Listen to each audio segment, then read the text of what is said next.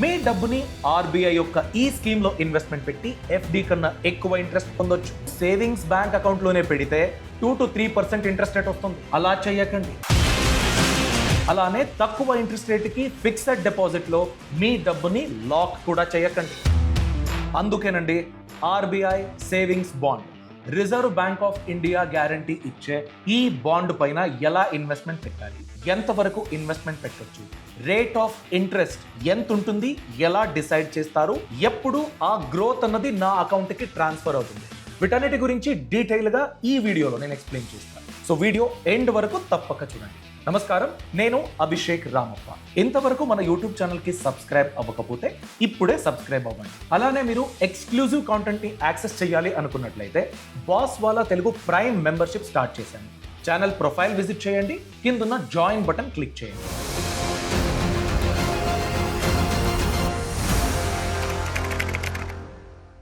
మొదటిది RBI savings bond అంటే ఏంటి?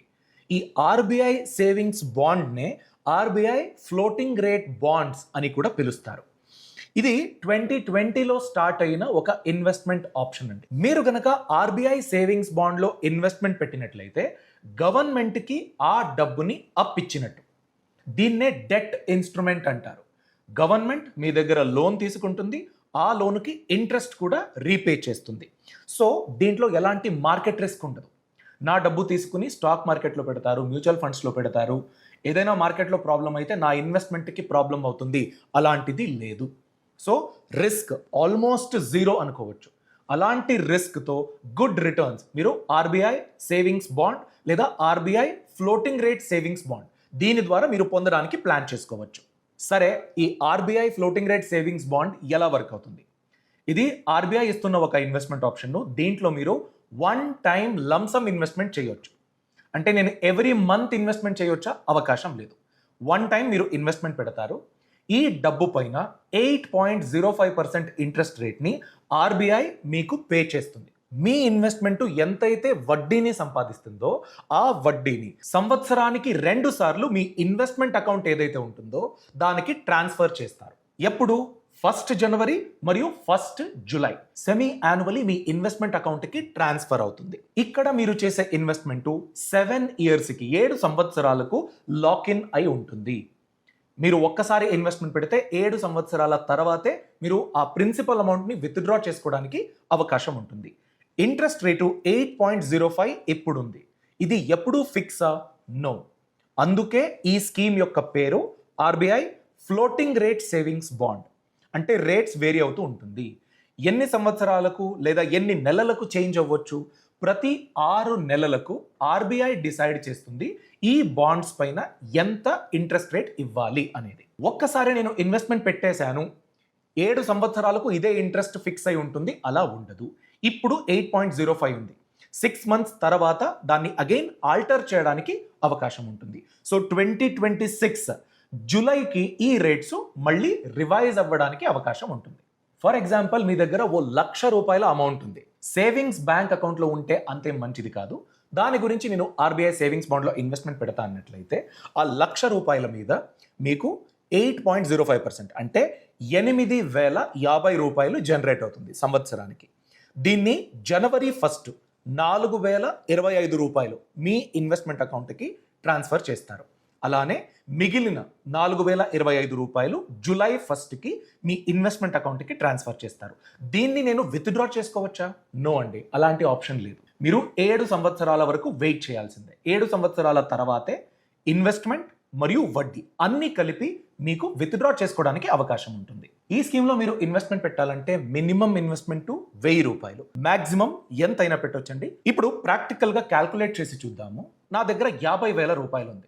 నేను ఆర్బీఐ ఫ్లోటింగ్ రేట్ బాండ్స్ మీద పెట్టాను. 7 సంవత్సరాల తర్వాత అట్ 8.05% ఇప్పుడున్న ఇంట్రెస్ట్ రేటు ఇలానే మిగిలితే కాన్స్టెంట్గా ఎంత రిటర్న్స్ రావచ్చు? ఇది వేరీ అవ్వడానికి అవకాశం ఉంటుంది. మేబీ ఈ 7 సంవత్సరాల్లో 8% కాకుండా కాస్త ఎక్కువ అయ్యే అవకాశం కూడా ఉంటుంది. మేబీ 8.5% అవ్వచ్చు, లేదా కొంచెం తగ్గించవచ్చు, ఇలాంటి అవకాశాలు ఉంటాయి.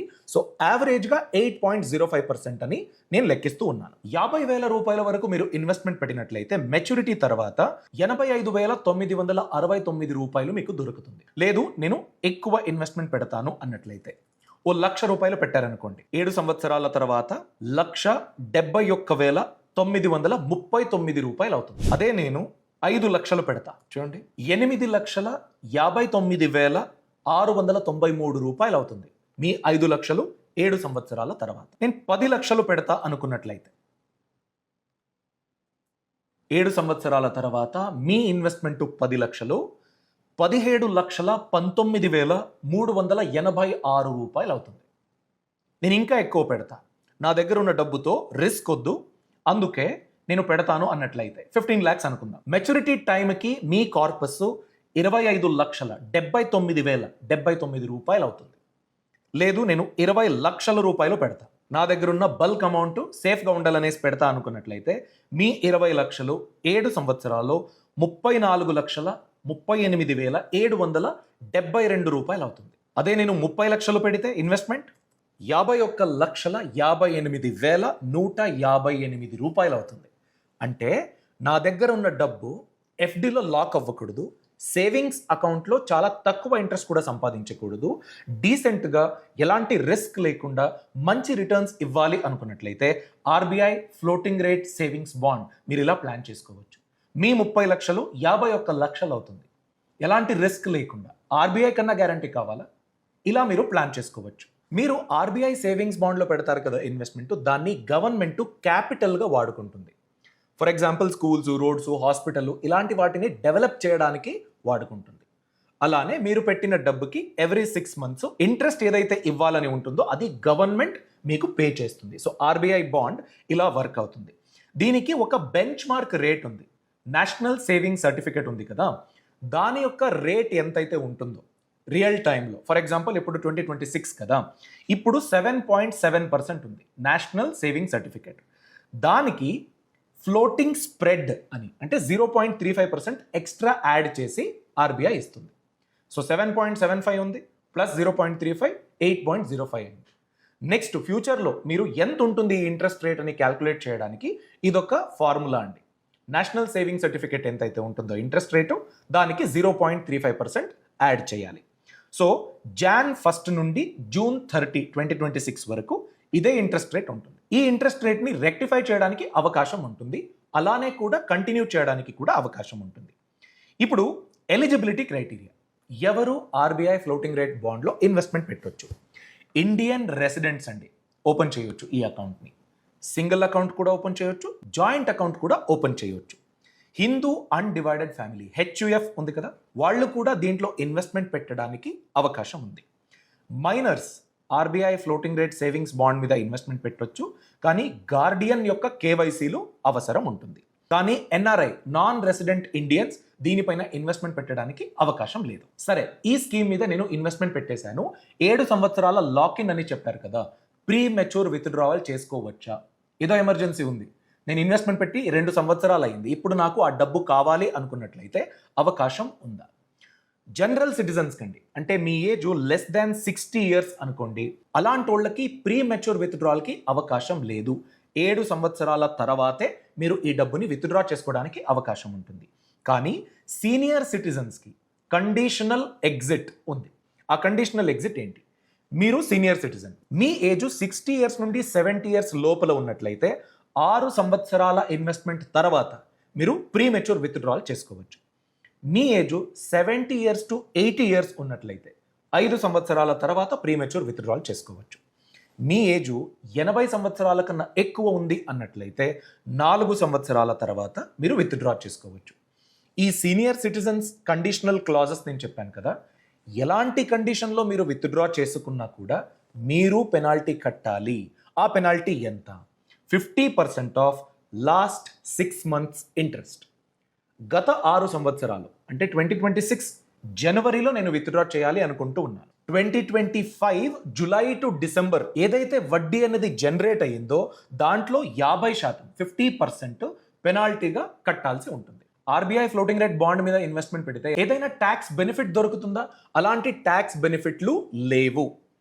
మీరు ఎంతైతే ఇంట్రెస్ట్ని సంపాదిస్తారో, ఓవరాల్ మీరు డబ్బు పెట్టారు, అది గ్రోత్ అయింది, 7 years తర్వాత విత్డ్రా చేసుకుంటూ ఉన్నారు, దానిపైన మీరు ట్యాక్స్ కట్టాల్సి ఉంటుంది. ఎందుకంటే మీ డబ్బు ఎంతైతే గ్రోత్ని సంపాదిస్తుందో అది మీ ఇన్కమ్కి యాడ్ ఆన్ అవుతుంది. ఇన్కమ్కి యాడ్ ఆన్ అయిన తర్వాత మీరు ట్యాక్స్ స్లాబ్లో వస్తున్నారు అన్నట్లయితే ఖచ్చితంగా మీరు ట్యాక్స్ కట్టాల్సి ఉంటుంది ఆ డబ్బు పైన. టీడీఎస్ కట్ అవుతుందా? టీడీఎస్ మీరు జనరల్ సిటిజన్ అయితే 1 సంవత్సరంలో 50,000 రూపాయల కన్నా ఎక్కువ ఇంట్రెస్ట్ ఇన్కమ్ సంపాదించినట్లయితే టీడీఎస్ 10% వరకు డిడక్ట్ అవుతుంది. అది కూడా పాన్ కార్డ్ ఉంటే. పాన్ కార్డ్ మీరు సబ్మిట్ చేయలేదనుకోండి 10% కన్నా ఎక్కువ, సమ్టైమ్స్ 20% కూడా డిడక్ట్ చేయడానికి అవకాశం ఉంటుంది. దాని తర్వాత మీరు ఐటీఆర్ ఫైల్ చేసి దాన్ని వెనక్కి పొందొచ్చు. మీ ఇన్కమ్ ట్యాక్స్ కట్టేంత లేకపోతే అలాంటప్పుడు మీరు ఐటీఆర్ రిటర్న్స్లో దాన్ని వెనక్కి పొందడానికి అవకాశం ఉంటుంది. సీనియర్ సిటిజన్స్ అయితే 1 సంవత్సరంలో 1,00,000 రూపాయల కన్నా ఎక్కువ ఇంట్రెస్ట్ ఇన్కమ్ సంపాదించినట్లయితే టీడీఎస్ డిడక్ట్ అవుతుంది. సో ఇదండి ఆర్బీఐ సేవింగ్స్ బాండ్ వర్క్ చేసే విధానం. మీకు కూడా సేఫ్గా గుడ్ రిటర్న్స్ కావాలి అనుకున్నట్లయితే ఆర్బీఐ ఫ్లోటింగ్ రేట్ బాండ్స్ని మీరు ఎంచుకోవచ్చు. మీ డబ్బు సేవింగ్స్ బ్యాంక్ అకౌంట్లో పాడవ్వకుండా ఇలాంటి ఆప్షన్ని మీరు ఖచ్చితంగా ఎంచుకోవచ్చు. సేఫ్టీనే నాకు ప్రయారిటీ అన్నట్లయితే. ఈ ఇన్ఫర్మేషన్ మీకు నచ్చినట్లయితే లైక్ చేయండి. మీ అభిప్రాయాన్ని తప్పకుండా కామెంట్ సెక్షన్లో తెలియచేయండి. Thanks for watching. All the best. Brand partnerships and advertising enquiries కోసం brand@bosswala.com కి ఈమెయిల్ చేయండి లేదా 9108014192కి వాట్సాప్ చేయండి. Bosswala. Be the boss.